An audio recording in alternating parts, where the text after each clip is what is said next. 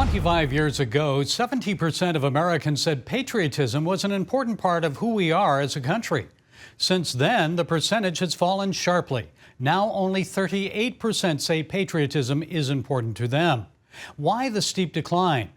Fewer Americans can tell you what Americans believe, the principles and ideas that unite us as a nation. Our next guest says as we celebrate the country's 247th birthday, we should reflect on our Judeo-Christian heritage and how the Bible and Israel inspired the founding of our nation. Rabbi Meir Soloveichik is author of the new book, Providence and Power, 10 Portraits in Jewish Statesmanship. Rabbi, it's good to have you with us. So we know our founding fathers rejected the tyranny of the British monarchy, but how and why did they embrace the biblical values of Israel? So I think one of the best ways of describing who we are is to see ourselves through the insightful eyes of non-Americans. Obviously, one of the greatest works ever written about America was written by a Frenchman, and that's Democracy in America by Alexis de Tocqueville.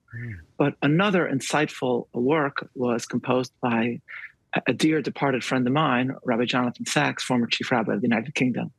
And he noted the following. He said, when he came to visit America for the first time in the 1960s, he visited the memorials, Jefferson Memorial and the Lincoln Memorial. And what struck him is that aside from statues, images of the figures and founders in American history, there were also words, the ideas that were inscribed behind them, the ideas that they gave to America and to the world.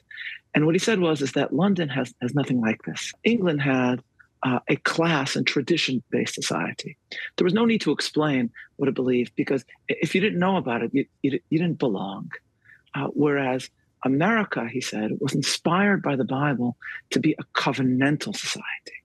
It was founded around a set of ideas.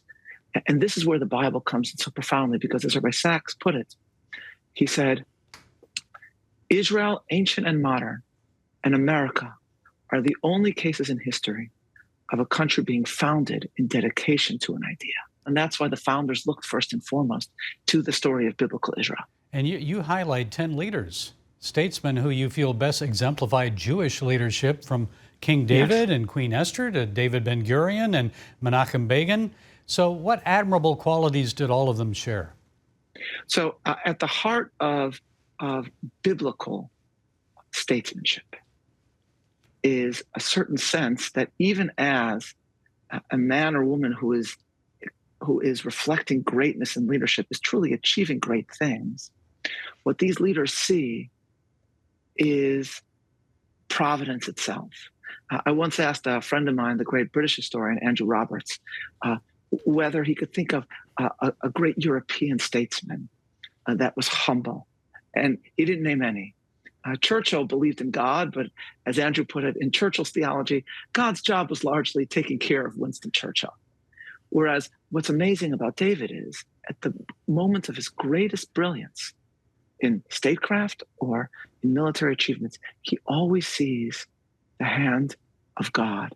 Or as he famously says to Goliath, the God that saved me from the lion and from the bear, he will save me against you.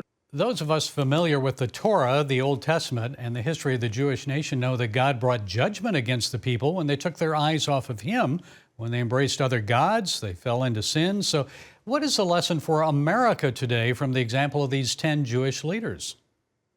And so what's incredible about the greatest of American statesmen is that they saw providence in the greatest moments of success, and then also in the most serious of setbacks. Thus, Washington, after the victory that was the revolution, wrote an incredible letter, which I would recommend to your viewers, to the Jews of Savannah. If you Google Washington Savannah Jews, he compared the miracles of the Exodus to what he saw as the miracles of the revolution. Both, of course, involved the victory of a tiny people against what was then one of the most important and powerful empires on earth. But then we have another incredible example of American statesmanship, which is Lincoln, who gives what I think is the greatest speech in American history, which is the second inaugural.